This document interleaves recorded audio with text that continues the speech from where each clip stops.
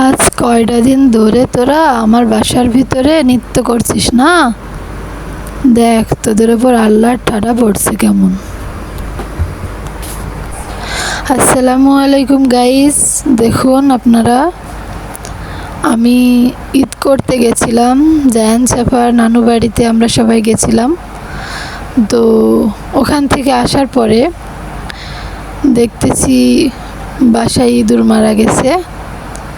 তো যেটার জন্য অনেক চেষ্টা করছিলাম, বাসায় যেন মনে হচ্ছিল আমরা থাকি না, ওরাই থাকে। খুব চেষ্টা করছিলাম যে ওদেরকে তাড়ানোর জন্য।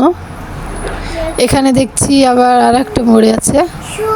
তো আমি দেরি না করে ওদেরকে তুলে ফেলছি। আমার খুবই অস্বাভাবিক লাগে, অস্বস্তি লাগে এগুলা করতে, যেহেতু বাসায় কেউ নাই, আমি আছি।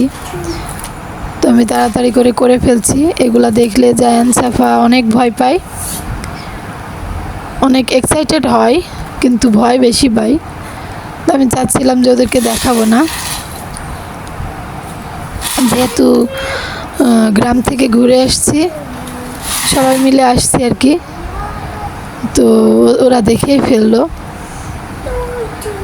ওরা তো দেখে খুব এক্সাইটেড যে বাসায় এতদিন পরে ইঁদুরের উৎপাত কমবে।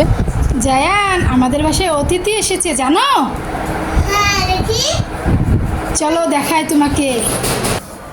এই দেখো, এটা কে বলো তো?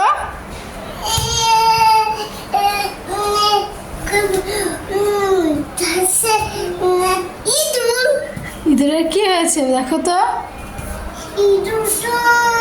ইঁদুরের বাচ্চা মরে গেছে, ইঁদুরের মাও মরে গেছে। তাই